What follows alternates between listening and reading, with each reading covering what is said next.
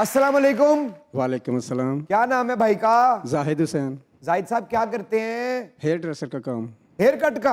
अरे वाह भाई वाह शहजादा। ते नाल कौन बैठा है? ए मेरा भांजा। भांजा है? माशाअल्लाह भांजा बड़ा प्यार करता है तुहाडे नाल क्योंकि भांजे ने तुहाडा हाथ फड़ फड़ के उत्ते कीता कि तुसी गाओ माइक दो भांजे नूं जरा। अस्सलाम वालेकुम। वालेकुम सलाम बेटा, क्या हाल है? ठीक हूँ। मामू से बहुत प्यार करते हो?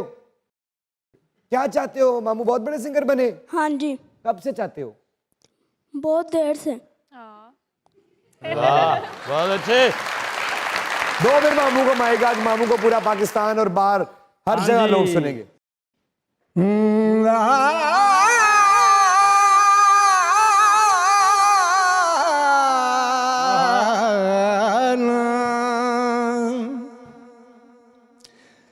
जिथे छोड़ गए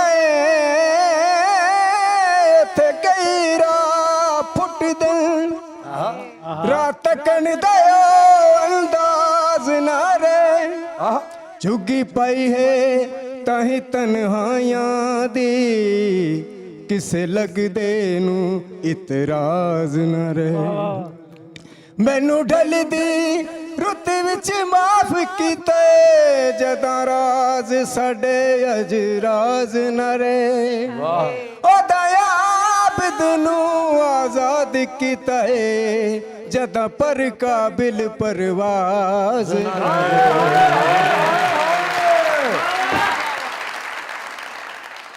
गड्डी सड़क तू पासो सी ते साडे चंगियां दा तैनू कदन एहसास हो सी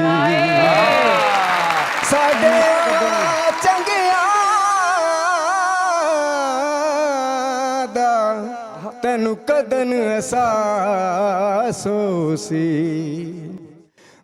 दावा है मेरा यार कदे याद करे से दावा है मेरा यार कदे याद करे से बेला से साडा प्यार कदे याद करे से दावा है मेरा यार कदे याद करे से। वाह बहुत शुक्रिया।